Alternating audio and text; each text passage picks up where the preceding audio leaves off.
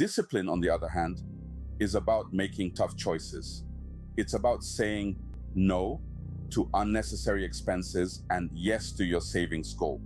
It's about staying focused on your goal, even when you're tempted to stray. To help maintain consistency and discipline, consider using a savings tracker. This tool can help you visualize your progress and stay motivated. Also, consider rewarding yourself when you hit certain milestones. This doesn't mean splurging on a luxury item, but rather treating yourself to something you enjoy. This can help make the saving process more enjoyable and sustainable. Keep in mind, every person's savings plan will look different.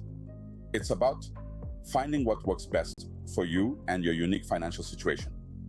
Don't be discouraged if your plan looks different than someone else's. What matters is that it's a plan that you can stick to and that will help you reach your emergency fund goal. With a plan in place, we're well on our way to building our emergency fund.